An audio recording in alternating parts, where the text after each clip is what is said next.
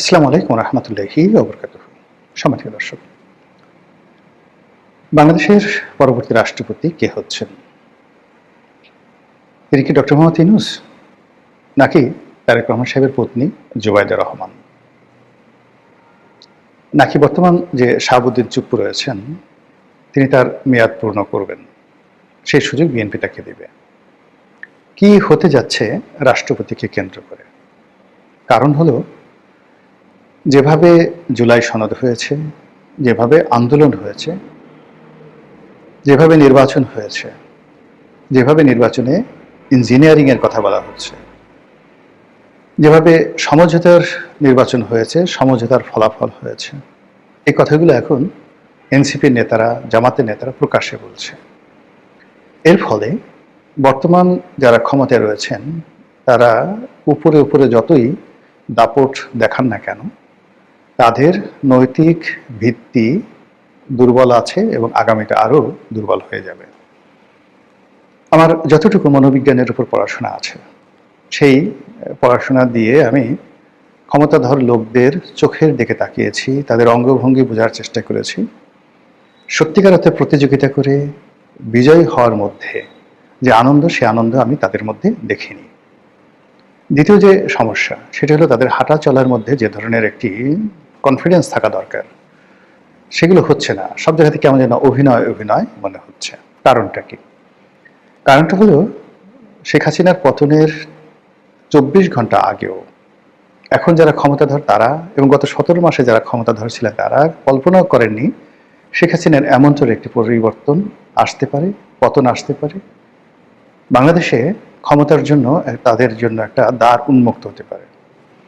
ফলে কি হলো, গত 17 মাসে যারা ক্ষমতায় ছিলেন তারা ভাবতেই পারেননি যে তারা কি স্বপ্ন দেখছেন না বাস্তব, তারা কি সত্যিকার অর্থে দেশের কর্ণধার নাকি ঘুমিয়ে আছেন। আবার যেভাবে ঝড়ের গতিতে হাদির হত্যাকাণ্ডের পরে যে ঘটনাগুলো ঘটল, একের পর এক ম্যাজিক্যাল ঘটনা। তারেক রহমান সাহেব আসলেন, তারপর ইলেকশন হলো, ইলেকশন পর তারেক রহমান সাহেব শপথ নিলেন, এখন যা কিছু হচ্ছে এটা এখনো পর্যন্ত বিএনপি আত্মস্থ করতে পারেনি। তাদের কাছে মনে হচ্ছে তারা স্বপ্নের ঘুরে আছেন, স্বপ্ন দেখছেন। এই স্বপ্ন কতদিন থাকে এবং এই স্বপ্ন কতটা বাস্তবায়ন করা যায়, এটি প্রশ্ন সাপেক্ষ। দ্বিতীয়ত, গত 17 মাসে যে সমঝোতাগুলো করেছিল রাজনৈতিক দল, সেই সমঝোতা অনুযায়ী বিএনপি যদি এগোয় তাহলে উচ্চকক্ষ এবং রাষ্ট্রপতি, এই দুটো পদ খুবই গুরুত্বপূর্ণ। উচ্চকক্ষে যারা যাবেন তারা নিম্নকক্ষে যারা সংসদ সদস্য হবেন তাদের উপর সবসময় একটা মানসিক চাপ সেখানে তারা অব্যাহত রাখবেন। এবং ওটা যেহেতু উচ্চকক্ষ ভোটের রেশিও অনুযায়ী হবে, মানে কত পার্সেন্ট ভোট যারা পেয়েছে সে অনুযায়ী হবে, সেক্ষেত্রে 11 দলীয় জোট তাদের ভোটের হারও কিন্তু অনেক বেশি। অর্থাৎ বিএনপি সম্ভবত 51% আর ওরা 43%, জামাত অল্প 7% ভোটের এদিক ওদিক। ফলে উচ্চকক্ষে যদি 100টি আসন থাকে, সেই 100টি আসনের বেশিরভাগ আসন কিন্তু 11 দলীয় জোট তাদের নিয়ন্ত্রণে থাকবে। এইগুলো এক। 2 নম্বর হলো যে রাষ্ট্রপতির হাতে প্রচুর ক্ষমতা থাকবে, প্রচুর ক্ষমতা থাকবে এবং সেই ক্ষমতা যদি সমঝোতা অনুযায়ী, যেটা সবাই আন্দাজ করছেন বা সবাই সন্দেহ করছেন যে ইতিপূর্বে এই সমঝোতাগুলো যেটা হয়েছে আমেরিকার মধ্যস্থতায় কাতারে বসে, এবং সেই সমঝোতার মধ্যে দিল্লিরও গ্রিন সিগন্যাল ছিল, পাকিস্তান এবং তুরস্কের অংশগ্রহণ ছিল। কাতারে যে খলিলুর রহমান সাহেব বারবার গেছেন না বৈঠক করতে, এই সকল কথা বাতাসে ভেসে বেড়াচ্ছে। তাই যদি হয় তাহলে ডক্টর মোহাম্মদ ইউনূসকে রাষ্ট্রপতি নিয়োগ করতে হবে। আর ডক্টর মোহাম্মদ ইউনূস যদি রাষ্ট্রপতি হন তাহলে এই যে খলিলুর রহমান সাহেব ক্যাবিনেটে আছে, এর সঙ্গে আদিলুর রহমান আসতে পারেন, রেজওয়ানা আসতে পারেন, এমনকি আসিফ নজরুলও আসতে পারেন, অবাক করা বিষয় না, এমনকি ফজলুল কবির সাহেব আসতে পারেন, এমনকি নূরজাহান বেগম অথবা লামিয়া মোর্শেদ, তারাও সরকারের দায়িত্বে ফিরতে পারেন। ফলে সরকার একটা হযবরল অবস্থার মধ্যে পড়বে। এবং যেই মুহূর্তে ডক্টর মোহাম্মদ ইউনূস রাষ্ট্রপতি হবেন, আপনি এনসিপিকে, নাসিরউদ্দিন পাটোয়ারিকে, সার্জিসকে, হাসনাতকে আগের সেই রাজুতি আয়, অর্থাৎ 2024 সনের সেপ্টেম্বর অক্টোবর মাসে তাদের যে দাপট ছিল, ঠিক ওইরকম অবস্থা আপনি তাদেরকে দেখতে পাবেন। আর জামাতের যে আমির, তিনি আমিরুল মুমিনিন হয়ে পড়বেন। সঙ্গে সঙ্গে সমস্ত ব্যবসায়ীরা তার কাছে যাবে, তার দরবারে যাবে, এবং তিনি বিরোধী দলের নেতা হওয়া সত্ত্বেও সমস্ত রাষ্ট্রের কৌশলগত দিকগুলো তার কথা মতো চলবে। তো বোঝার চেষ্টা করুন যে ডক্টর মোহাম্মদ ইউনূসের ক্ষমতা গ্রহণ এবং রাষ্ট্রপতি পদে আসীন, এটার সঙ্গে বিএনপির তকদির কিভাবে নির্ভর করছে। অন্যদিকে যদি ডক্টর মোহাম্মদ ইউনূসের সঙ্গে কোনো সমঝোতা না হয়ে থাকে, অথবা ডক্টর মোহাম্মদ ইউনূস সেই রাষ্ট্রপতি না হন, বিএনপি তার পছন্দের মানুষকে রাষ্ট্রপতি পদে নিয়োগ দেয়, সেক্ষেত্রে বিএনপিকে নাজেহাল করার জন্য এই যে জামাতের যত গুপ্ত সংগঠন রয়েছে, জামাতের যত গুপ্ত কলা কৌশল রয়েছে, বোঝার চেষ্টা করেন গত 17 মাসে জামাত হয়তো তার যে গুপ্ত কৌশল বা গুপ্ত যে চেহারাগুলো, সেটার খুব অল্প অংশ তারা উন্মোচন করেছে। বিএনপির অনেক লোক টকশোতে এসে, বুদ্ধিজীবী প্রকাশ্য টকশোতে বলেছেন যে এখনো বিএনপির কেন্দ্রীয় পর্যায়ে যারা শীর্ষ নীতি নির্ধারণী, তার 20% জামাতের লোক। বুঝার চেষ্টা করেন, জামাতের গুপ্ত বাহিনীর সদস্য, বিএনপির এই মন্ত্রী পরিষদ বলেন, সংসদ বলেন, সেখানে 20% জামাতের লোক। সত্য মিথ্যা ডাজ নট ম্যাটার, এই কথা আমার নয়, এই কথা বিএনপির একেবারে ঘনিষ্ঠ বুদ্ধিজীবী, সাহিত্যিক, সাংবাদিক এবং রাজনীতিবিদ, তাদের বক্তব্য।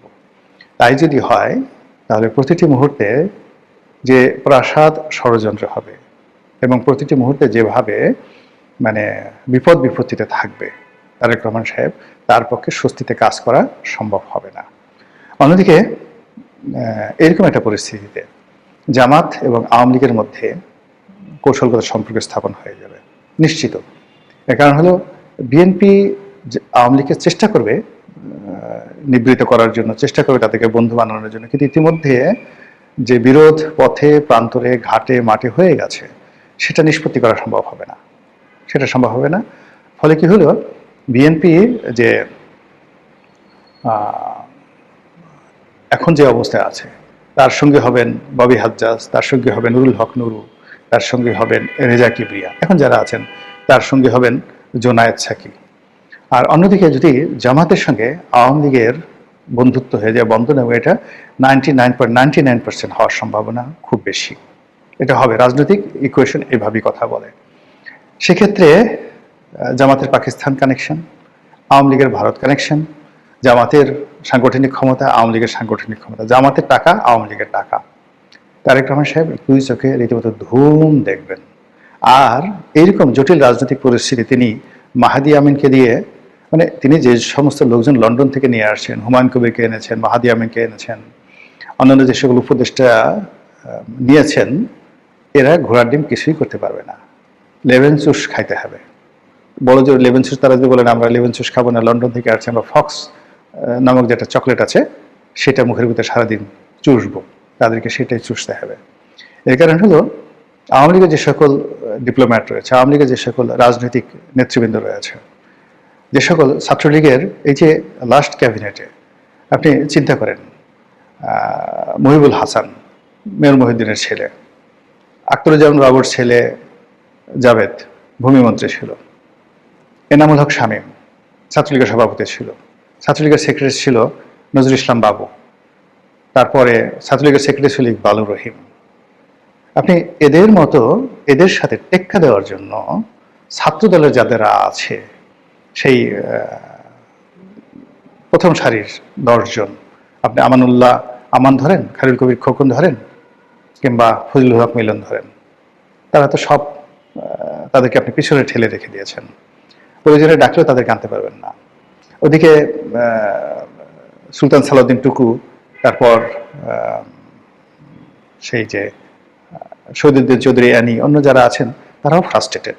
নাসিরউদ্দিন অসীম রীতিমতো অপমানিত, লাঞ্ছিত।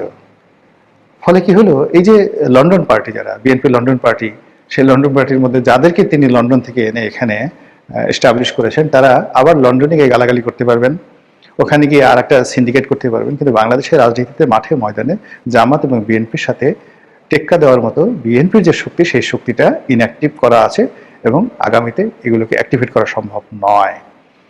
ফলে কি হলো কি, যে এই যে রাজনীতিতে সামনে রাষ্ট্রপতি নির্বাচনকে কেন্দ্র করে যে জটিল এবং কুটিল অবস্থা তৈরি হচ্ছে, এটি রাজপথের যে কোনো আন্দোলনের চাইতে, যে কোনো বিষয়ের চাইতে গুরুত্বপূর্ণ। ফলে এখানে বিএনপিকে 100 বার চিন্তা করতে হবে।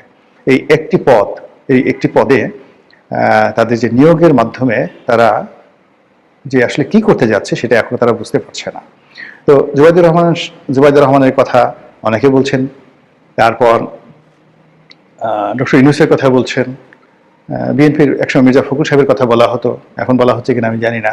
এর মধ্যে আবার কেউ কেউ শাহাবুদ্দিন চুপ্পুর কথা বলছেন যে চুপ্পু সাহেবকে যদি নির্দিষ্ট জায়গায় রাখা যায়, যেহেতু সে আওয়ামী লীগের লোক এবং অনুগত, সাহসী, বুদ্ধিমান, কৌশলী, তাকে দিয়ে যত কাজ তারেক রহমান সাহেব করাতে পারবেন, এটা উনি হয়তো জুবাইদুর রহমানকে দিয়ে করাতে পারবেন না। তো সেই অর্থে জাস্ট একটা রাবার স্ট্যাম্প জাতীয় যদি কিছু তৈরি করতে চায়, রাখতে চায় কাউকে, তাহলে Shahabuddin Chuppu might be the best choice for them.